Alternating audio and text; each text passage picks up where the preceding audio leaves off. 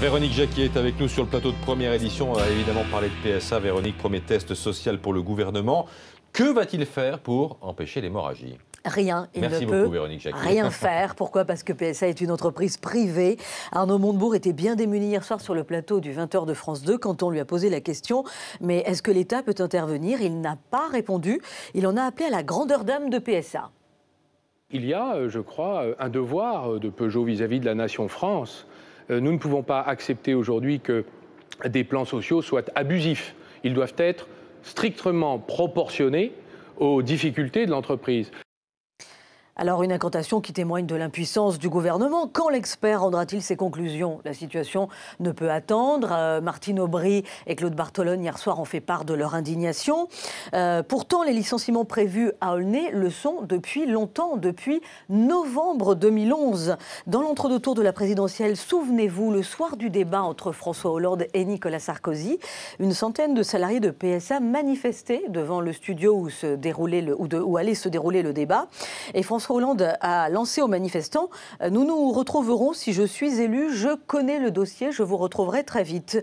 Visiblement, le président ne pensait pas que le rendez-vous serait aussi rapide, mais il ne tombe pas de l'armoire. Alors justement, les socialistes disent que ces 8000 suppressions de postes, c'est l'héritage caché de Nicolas Sarkozy, que l'ancien président a tout fait pour repousser le plan après la présidentielle. Alors ? Une accusation lancée par le ministre du Travail Michel Sapin. Voilà ce que répondait Jean-François Copé hier soir sur BFM Télé. Je trouve cette polémique vraiment désolante. Enfin, ça va, quoi. Le gouvernement a tout gagné. Les socialistes ont tous les pouvoirs. Alors, je sais bien de continuer à taper encore sur l'ancienne majorité, expliquer que tout est de notre faute. Mais il n'y a plus un Français qui continue d'attendre ça de M. Ayrault. Le vrai débat, il n'est pas de savoir si M. Hollande est mieux que M. Sarkozy. Je me permets de le dire. Et Jean-François Copé demande maintenant un véritable plan de bataille pour sauver PSA à François Hollande. Alors, c'est un peu hypocrite. Pourquoi ? Parce que le patron de l'UMP sait bien que tout le quinquennat de Nicolas Sarkozy a été fait d'aides et de promesses pour le secteur automobile et notamment pour PSA.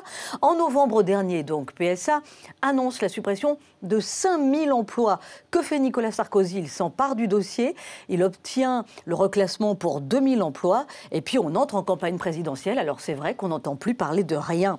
Mais il faut savoir qu'en 2010, Éric Besson avait déjà rassuré la CGT lorsqu'il était question de fermer le site d'Aulnay-sous-Bois. Arnaud Montebourg demande maintenant à PSA des comptes, vous savez, sur l'aide publique de près de 4 milliards qu'ils ont touchés. Ça, c'était en 2009.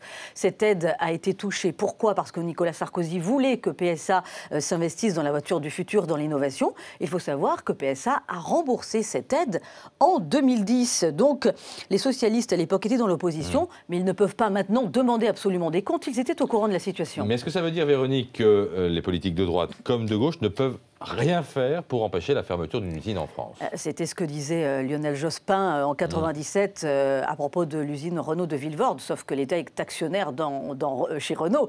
Il disait « l'État ne peut pas tout » et c'est une phrase qui a traumatisé depuis bien des gouvernements. Alors l'État veut faire quelque chose. Que va faire le gouvernement de Jean-Marc Ayrault? Il va s'impliquer dans les reclassements, dans la formation professionnelle, mais il y a un mot peut-être qui va devenir moins tabou. C'est là qu'on va voir le gouvernement à l'épreuve de la réalité, c'est le mot compétitivité. Enfin, ce mot a été prononcé par François Hollande lors de l'ouverture de la conférence sociale lundi matin. Et puis un commissaire à la compétitivité a été nommé en la personne de Louis Gallois. Les incantations, les commissions, la nomination des experts, ça ne fait pas une politique industrielle. François Hollande va s'exprimer sur le sujet, sur les suppressions de postes chez PSA demain, lors de l'intervention télévisée du 14 juillet. On va voir le chef de l'État à l'épreuve du feu, puisque la séquence qui s'annonce pour lui va être extrêmement douloureuse d'ici la rentrée. Des dizaines de plans sociaux sont annoncés pendant l'été, qui sera donc socialement très meurtrier. C'était Véronique Jacquier.